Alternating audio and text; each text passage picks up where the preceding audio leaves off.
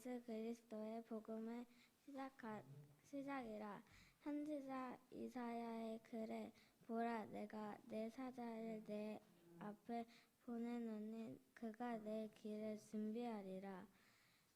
광야에 외치는 자의 소리가 있어 이르되 너희는 주의 길을 준비하라. 그의 오실 길을 곧게 하라. 기록된 것과 같이 세례 요한이 광야에 이르러 제사함을 받게 하는 회개의 세례를 전파하니 온 유대 지방 예루살렘 사람이 다 나아가 자기 죄를 자복하고 요단강에 서 그에게 세례를 받더라. 요한이 낙하털 옷을 입고 허리에 가죽띠를 띠고 메뚜기와 청석을 먹더라. 그가 전파하여 이르되 나보다 능력 많으신 이가 내 뒤에 오시나니 나는 굽혀 그의 신발끈을 풀기도 감당하지 못하겠노라. 나는 너희의 물로 세례를 베풀었거니와 그가 너희에게 성령으로 세례를 베푸시리라. 그때 예수께서 갈릴리 나사렛으로부터 와서 요단 강에서 요단에게로부터 와서 강에 요한에게 세례를 받으시고 곧 물에서 올라오실새 하늘이 갈라짐과 성령이 비둘기 같이 자기에게 내려오심을 보시더니 하늘로부터 소리가 나기를 너는 내 하늘로부터 소리가 나기를 너는 내 사랑하는 아들이라. 내가 너를 기뻐하노라 하시니라. 성령이 곧게 예수를 광야로 몰아내신지라. 광야에서 40일을 계시면서 사탄에게 시험을 받으시며 들짐승과 함께 계시는 천사들이 수종들더라. 앉으시겠습니다.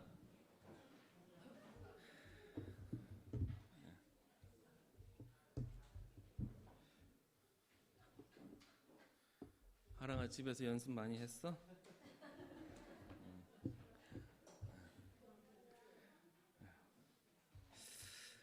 자, 예수님의 탄생, 또 예수님의 또 사역, 예수님의 죽으심, 부활, 즉 예수님의 생애죠. 이 땅에서의 예수님의 생애를 기록한 성경이 신약 성경의 첫 네 권입니다. 어떤 책들이죠? 마태복음, 마가복음, 누가복음, 요한복음. 자, 이 네 권의 책 중에서 분량이 가장 작은 책이 어떤 책일까요? 마태, 마가, 누가, 요한. 어떤 책일까요? 네, 마가복음이에요. 마가복음. 그러면 이 네 권 중에서 가장 먼저 기록된 책은 어떤 책일까요? 가장 먼저 기록된 책은 그냥 눈치로 그냥 얘기하시면 됩니다. 마가복음이에요. 오늘 이제 마가복음 보니까 마가복음이 그냥 답입니다. 마가복음. 그래서 지금 우리가 올해는 복음서 통독을 하잖아요. 마태, 마가, 누가, 요한. 이 복음서 통독을 이제 반복해서 하는데 이제 이번 달 말이면 이제 두 번째 통독이 이제 끝이 납니다. 복음서 통독을 하시다 보면 똑같이 예수님의 생애에 대해서 기록한 그런 책들임에도 불구하고 이 네 권 중에서 약간 좀 이 책은 좀 다른데 하는 것을 볼 수 있어요. 그 책은 어떤 책일까요? 이건 마가복음 아니에요. 네. 네 권 중에서 성격이 약간 좀 다르다, 분위기가 좀 다르다 하는 책이 있는데 그 책이 이제 요한복음입니다. 요한복음. 나머지 세 권, 마태복음, 마가복음, 누가복음은 읽다 보면은 이게 마태복음인지 마가복음인지 누가복음에 있는지 찾기가 어려워요. 거의 뭐 유사합니다. 그래서 첫 세 권이죠. 마태, 마가, 누가, 이 세 권을 공관복음이라고 그래요. 공통된 관점에서 기록한 성경. 그래서 공관복음. 그리고 네 권을 해서 사복음서. 근데 이 공관복음, 마태, 마가, 누가 이 세 권 중에서도 약간 좀 다르게 보이는 성경이 있습니다. 어떤 성경일까요? 이거는 마가복음이에요. 예. 어떻게 다르냐면 마태복음하고 누가복음은 처음에 시작할 때 예수님의 탄생부터 이야기가 있어요. 그런데 마가복음은 예수님의 탄생 이야기는 없고 이제 오늘 우리가 살펴본 것처럼 바로 세례 요한이 등장을 하고 또 예수님이 세례를 받고 성령에 이끌려서 광야에서 시험을 받는 그런 이제 장면이 이제 나오죠. 1장 1절 마태복음 어떻게 시작합니까? 하나님의 아들 예수 그리스도의 복음의 시작이라. 하나님의 아들 예수 그리스도의 복음의 시작이다. 그리고 이제 2절부터는 바로 예수님의 사역이 시작을 합니다. 마가는 뭔가 좀 급했던 것 같아요. 예수님의 탄생 이야기는 생략을 하고 예수님의 이 사역을 이제 바로 기록하고 있죠. 그러니까 본인이 기록하고 전해야 할 그런 핵심적인 그런 메시지만을 빨리 또 짧게 요약적으로 기록을 해서 전하고 싶었던 것 같습니다. 그래서 이제 마가복음을 우리가 이제 읽다 보면은 어떤 단어들이 좀 많이 나오냐면 곧, 뭐 즉시 이런 단어들이 이제 많이 나와요. 다른 복음서에 비해서. 그래서 1장부터 10장까지의 이야기를 보면 예수님께서 이 땅에서 공생의 사역 기간 가운데에 행하신 기적, 이적, 또 전하신 그런 말씀, 그런 것들이 이 10장에 집약적으로 함축되어서 이제 나타나고 있어요. 그리고 이제 막 그렇게 급하게 10장까지 달려가다가 마가복음이 총 몇 장이냐면 16장으로 되어 있거든요. 11장부터 16장까지 6장이죠. 16장 중에서 6장은 이제 예수님께서 마지막 예루살렘에 입성하셔서 그 안에서 이제 고초를 겪으시고 십자가를 지시고 죽으시고 부활하시는 그 마지막 예수님의 그 한 주간의 그 이야기가 6장에 걸쳐서 기록되고 있습니다. 그렇다는 것은 이 마가가 예수님에 대해서 전하고자 하는 그런 핵심적인 그런 메시지가 무엇이냐, 어디에 집약되어 있느냐, 바로 예수님의 그 마지막 그 십자가의 예수님의 그 사역의 핵심, 그러니까 예수님의 그 사역의 절정 클라이막스가 바로 무엇이다? 십자가 사건이다라는 것을 보여주고 있는 거예요. 자, 오늘부터 우리가 이제 마가복음을 주일마다 이제 함께 살펴볼 겁니다. 자, 예수님께서 마가가 이 마가복음을 통해서 전하고자 하는 그런 예수님의 모습이 어떤 모습인가? 또 우리는 이 마가복음을 통해서 또 어떤 예수님을 우리가 만날 수 있을까 하는 그런 기대를 가지고 마가복음 속으로 함께 들어가 봅시다. 자, 1절 말씀 같이 한번 읽어봅시다. 1절 하나님의 아들 예수 그리스도의 복음의 시작이라. 우리 성경에서는 하나님의 아들 이게 제일 먼저 나오지만 이 헬라어 원어 성경을 보면 가장 앞에 있는 단어가 어떤 단어냐면 시작이라는 단어예요. 시작 복음의 예수 그리스도 하나님의 아들, 뭐 이런 순서로 헬라어는 되어 있습니다. 시작. 마가가 이 예수님에 대해서 베드로에게 전해 들은 것들을, 베드로가 전한 것들을 기록을 하면서 시작이라는 단어를 제일 처음에 기록하고 있어요. 자, 여러분, 시작이라는 단어를 들으면 보면 여러분들에게는 어떠한 느낌이 듭니까? 시작.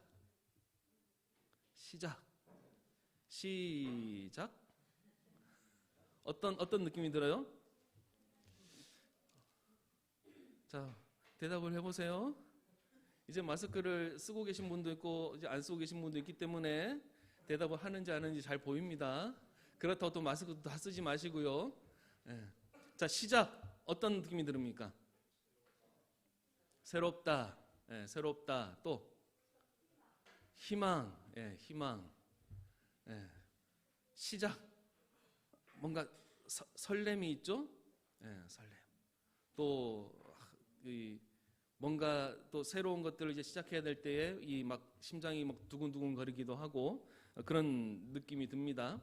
자, 시작이라는 단어를 들었을 때에 여러분들을 느껴지는 그런 좋은 감정들, 그런 느낌들을 가지고 마가복음을 봅니다. 자, 시작. 무엇의 시작이라고 말합니까? 복음의 시작. 복음의 시작. 하나님의 아들 예수 그리스도의 복음의 시작. 복음의 시작인데 그 복음이라는 것이 어떤 복음이에요? 예수 그리스도의 복음. 어떤 예수 그리스도요? 하나님의 아들 예수 그리스도의 복음. 여기서 예수 그리스도의 복음이라는 것은 두 가지로 이해를 할 수 있습니다. 하나는 뭐냐면 예수 그리스도께서 전하신 복음. 또 하나는 예수 그리스도에 관한 복음. 이렇게 두 가지로 받아들일 수 있어요. 뭐 어떤 것이 맞고 어떤 것이 틀렸다가 아니고 둘 다 되는 것입니다. 그래서 우리는 그 사실에서 부정한다는 것은 내가 예수님을 믿지 않는 거랑 마찬가지입니다. 그런데 지금 이 마가가 예수 그리스도의 복음의 시작이라고 선언하는 것은 보통 일이 아닙니다.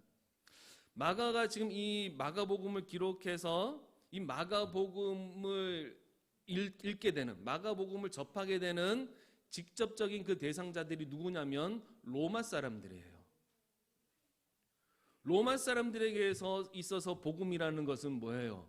자신이 살고 있는 그 로마 제국에 황제가 태어날 만한 그런 사건을 복음이라고 하는데, 마가가 전해주는 이 복음에 보니까 황제 이야기는 없어요. 복음의 시작, 그것이 누구라고 얘기하냐면 하나님의 아들 예수 그리스도라고 얘기합니다. 이 마가복음을 접하는, 이것을 듣는 그 로마 사람들에게 있어서는 이게 정말로 그 충격적인 그런 메시지인 것이에요. 지금까지 자신들이 알던 복음이라는 것은 황제인데, 그 황제의 버금가는 그 사람이 바로 예수. 두 가지 반응을 보일 수 있겠죠. 이것을 믿던가 믿지 않던가.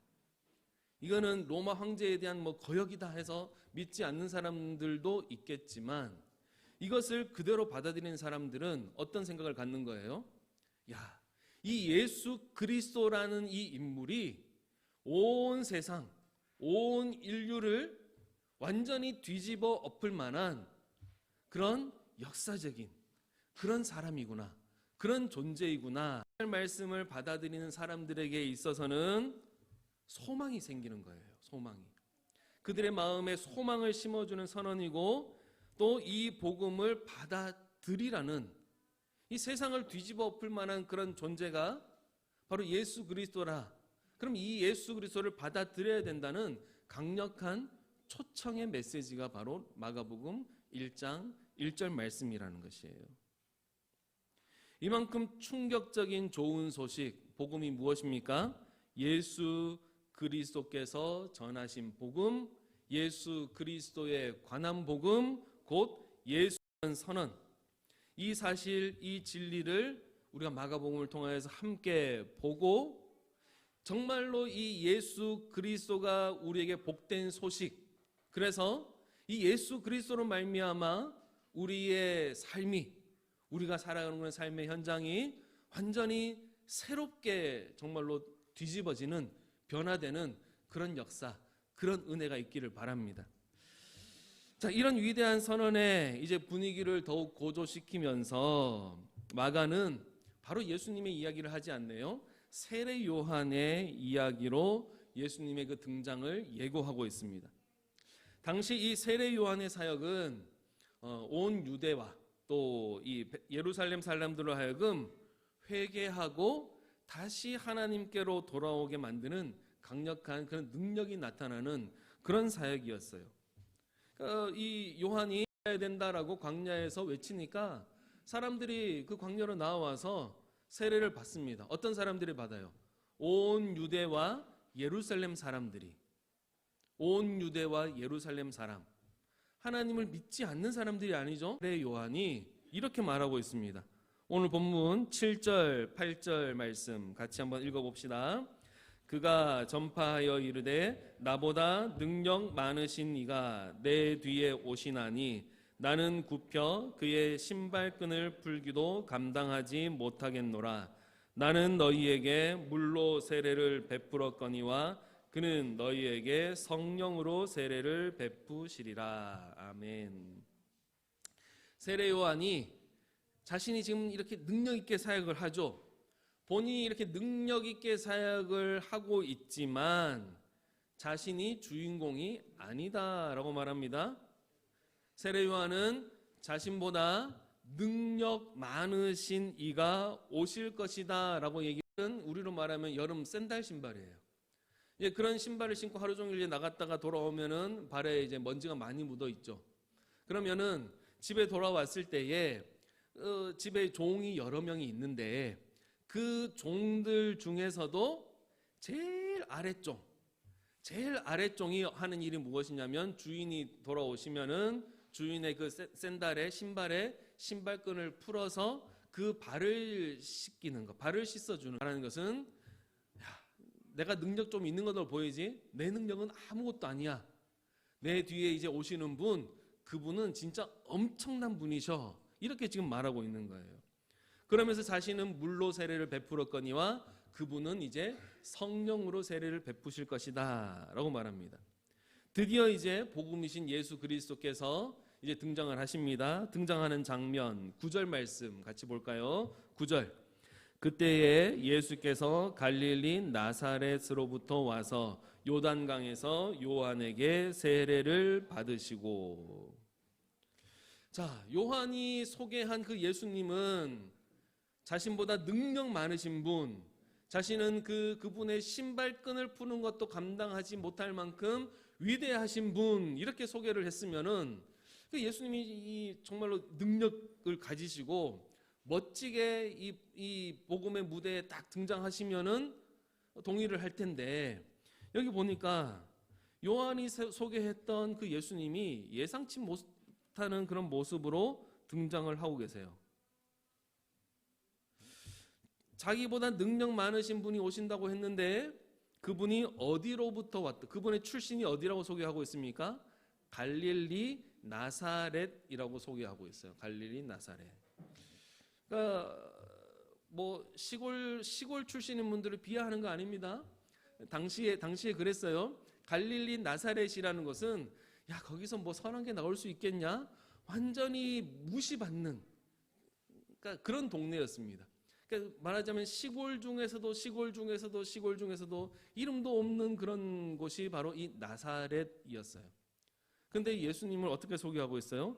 예수께서 갈릴리 나사렛으로부터 와서. 뿐만 아니라 요한보다, 이 세례자 요한보다 능력이 많으신 분이 오신다고 했는데 그 능력 많으신 분이 지금 어떤 일을 하고 있습니까? 세례자 요한에게 오히려 세례를 받고 계시네요. 요한에게 세례를 받으시고. 우리의 어떤 그 기대나 생각이라면, 우리 인간들의 기대나 생각이라면 예수님 좀 멋있게 짠 등장하셔야 되는데, 이런 우리의 생각과 기대와는 전혀 다른 예수님의 그 등장, 약간 좀 당황스럽기는 합니다.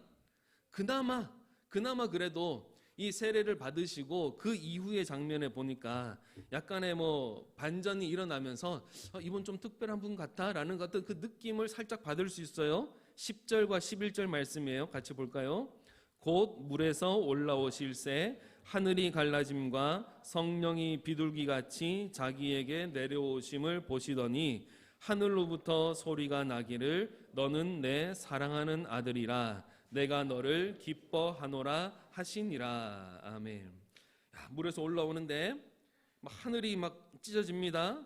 성령이 내려오시는 것을 예수님께 또 보세요. 그리고 또 이런 소리가 납니다.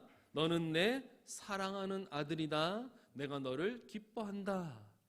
너는 내 사랑하는 아들이다. 1절 말씀에 그 마가가 선언했던 하나님의 아들 예수 그리스도의 복음, 이 선언이 그나마 여기에서는 이루어지면서 이 예수님이 메시아, 그리스도, 구원자라는 그 사실이 어느 정도 보여주고 있어요. 그런데 이것도 그냥 잠시예요. 딱 지나가고 12절, 13절 말씀에 보니까 어떤 일이 벌어지냐면 예수께서 성령에게 이끌리시어서 광야로 가게 됩니다. 오늘 말씀에 보면은 성령이 곧 예수를 광야로 몰아내셨다. 그렇게 표현하고 있죠. 성령께서 예수를 광야로 몰아내시고 그곳에서 어떤 일이 벌어졌어요? 사탄에게 예수님이 시험을 받으세요. 이것도 전혀 기대하지 못한 그리스도의 모습 아닙니까? 위대한 그 능력을 가지신 분이시라면 하나님의 아들이신데 어떻게 그 사탄에게 시험을 받는가? 그럼에도 불구하고 13절 마지막에 보니까 또 소망이 약간 보여요. 천사들이 수종 들더라.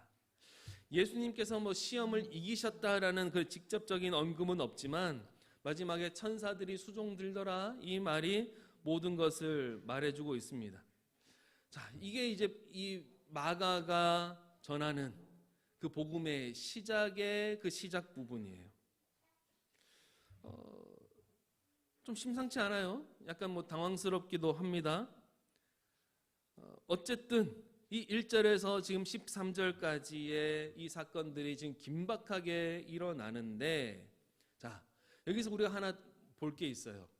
지금 이 1절부터 13절까지의 이 사건이 일어나고 있는 장소가 어디인가요? 장소. 어디에서 지금 이런 일이 일어나고 있죠? 3절에 보니까 광야에서 외치는 자의 소리가 있어. 4절에 세례 요한이 광야에 이르러. 5절에 요단강에서 그에게 세례를 받더라. 9절에 요단강에서 요한에게 세례를 받으시고. 12절에 광야로 몰아내신지라.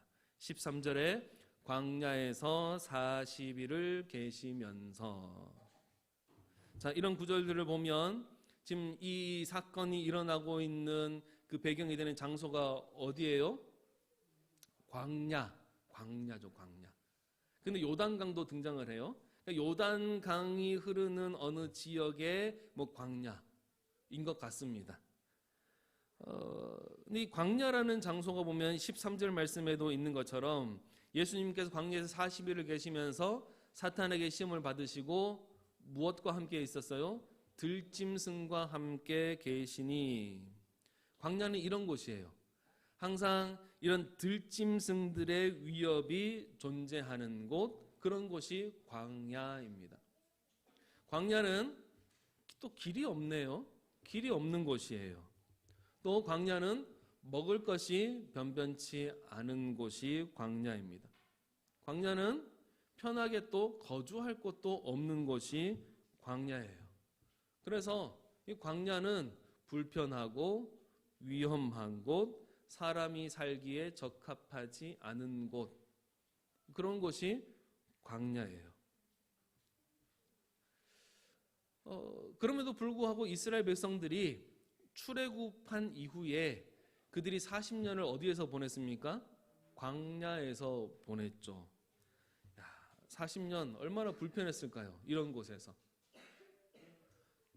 그런데 그들이 결국 가나안 땅에 들어가게 되었죠. 어떻게 들어가게 되었습니까?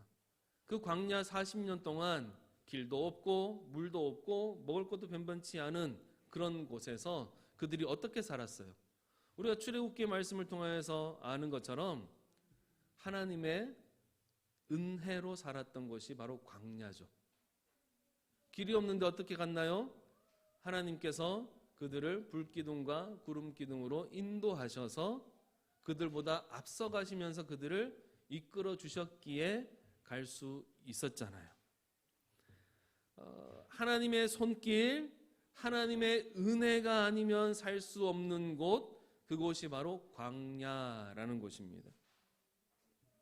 그래서 비록 이 광야는 불편하고 위험하고 사람이 살 수 없는 그런 곳이지만 오히려 그렇기 때문에 하나님밖에 볼 수 없는 곳, 그곳이 바로 광야라는 것이죠. 그런 의미에서 광야는 나쁜 것이 아니고 은혜의 장소인 것이에요. 왜요? 하나님밖에 볼 수 없는, 하나님밖에 볼 수 없게 만드는 곳이 광야이기 때문에 그렇다는 것입니다. 어디로 가야 할지, 내가 어떻게 가야 할지 모르는 곳 광야. 그래서 하나님의 인도하심만을 바라고 하나님의 그 손길만을 자동적으로 바라보게 하는 곳 광야. 하나님의 아들 예수 그리스도의 복음의 시작, 그 시작이 지금 어디에서 시작되고 있습니까? 광야에서 시작되고 있다는 것이에요. 이 광야에서 시작된다는 것은 길이 없는 곳, 길이 보이지 않는 곳에서 복음의 시작이신 예수 그리스도께서 길이 되어 주시어서 예수 그리스도만을 바라보는 자들을 인도하시겠다는 것이에요. 그곳에서 예수 그리스도만을 바라보는 자들을 그들의 손을 붙잡고 가게 하시겠다라는 그런 선언인 것입니다. 우리가 생각하고 우리가 기대하는 그런 예수 그리스도가 아니라 할지라도, 예상치 못하는 그런 뜻밖의 예수 그리스도라 할지라도 그분은 하나님의 아들이시며 그분은 메시아, 그리스도, 구원자이시라는 진리는 결코 변하지 않는다는 것이에요. 바라기는 복음의 시작이신 하나님의 아들 예수 그리스도로 인하여서 여러분의 마음 가운데에 소망이 가득하기를 바랍니다. 복음의 시작, 하나님의 아들 예수 그리스도를 바라보는 것, 그것이 바로 우리에게 은혜라는 것입니다. 세상에 썩어지고 없어지고 허무한 것에 우리의 눈을 빼앗기지 않고 온전히 예수 그리스도만을 바라볼 수 있다는 것, 그렇게 하신다는 것, 그렇게 몰아가신다는 것, 그것이 바로 하나님의 은혜라는 것이에요. 그곳에서부터 우리는 시작이라는 것입니다.